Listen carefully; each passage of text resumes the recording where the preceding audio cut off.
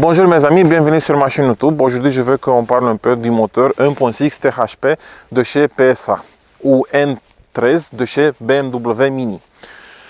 Je vais parler par rapport à mon expérience. Moi, j'ai acheté cette voiture à 128 000 km et j'ai fait 19 000 km avec elle.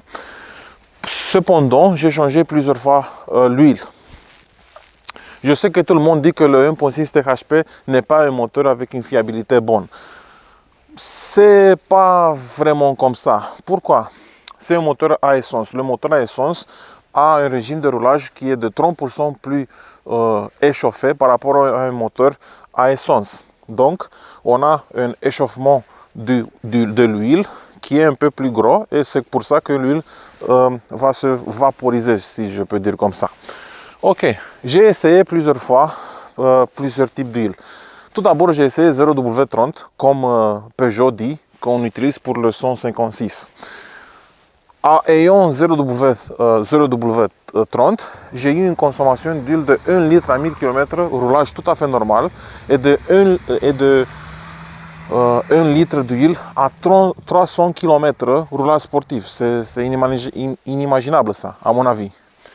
J'ai dit bon, je vais utiliser 0W40 parce que vous savez que après le W, si on a 40, ça veut dire que l'huile va résister mieux en ce qui concerne les hautes températures. J'ai choisi une huile 0W40 et j'ai réussi à faire 2000 km en roulage normal avec 1 litre d'huile de consommation et j'ai réussi à faire environ 1000 km avec 1 litre d'huile consommation en roulage sportif. C'est pas vraiment bien. J'ai dit bon, je vais essayer autre chose.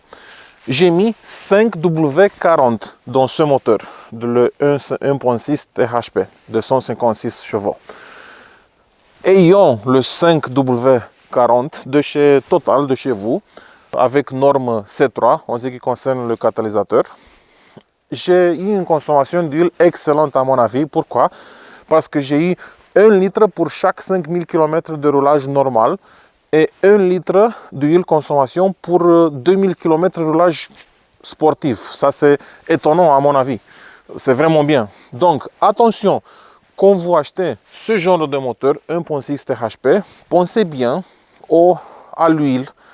Et quand vous écoutez quelqu'un qui dit « Bon, le moteur 1.6 THP n'est pas bon », c'est vrai comme ci, comme ça, parce que je suis sûr que l'homme qui dit que le 1.6 THP n'est pas un moteur fiable, lui, il n'a pas cherché le niveau sur la jauge d'huile.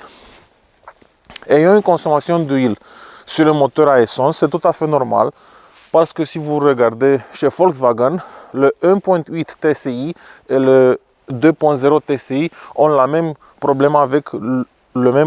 problème avec la consommation d'huile, parce que c'est la solution technique. Je répète, le moteur à essence roule avec une température beaucoup plus haute par rapport à un moteur diesel.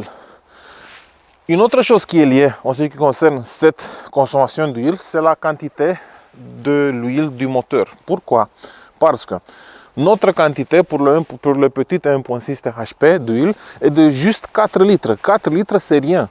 Pourquoi? Parce que toujours, la pompe d'huile prendra de l'huile qui est vraiment échauffée et va le mettre dans le moteur près de segment, là où il y a une température beaucoup plus haute. Et c'est pour ça qu'on aura toujours une vaporisation d'huile, pas une consommation d'huile. Consommation d'huile, c'est quand tu as de la fumée bleue à l'arrière. Comme ça, sans ayant une consommation d'huile, de vapeur bleue à l'échappement, tu auras une vaporisation d'huile. Donc, toujours payer attention à l'huile. Autre chose, par rapport à mon expérience, il faut que vous payiez attention à la pompe d'essence en ce qui concerne le 1.6 THP de chez PSA. Parfois, la pompe de pression d'essence a des problèmes. Et il faut prendre attention aussi en ce qui concerne le thermostat, parce que le thermostat a été révisé plusieurs fois.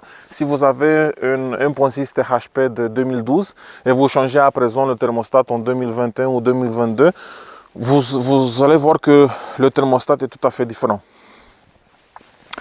Les bougies se change à chaque 25 000 km par rapport à ce que je lis. Et en reste, je peux dire que c'est un moteur assez bon du point de vue fiabilité si tu prends soin de lui et si tu prends soin toujours à niveau de l'huile.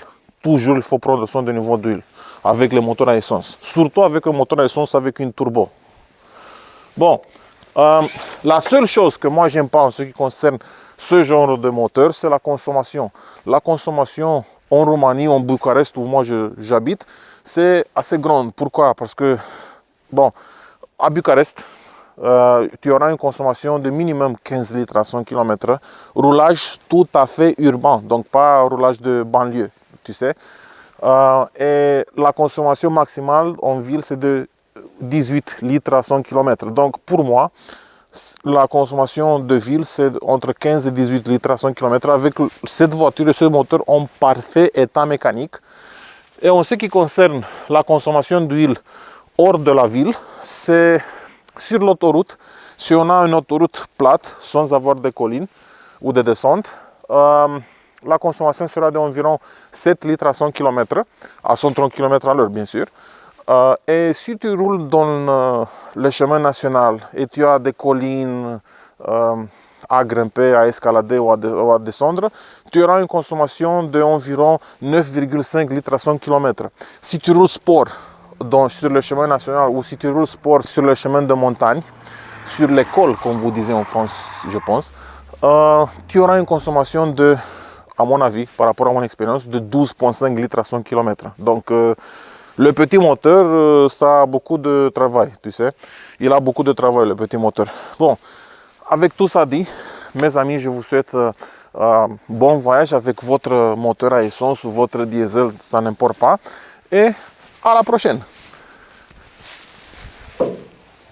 Nu mai închid asta. Na.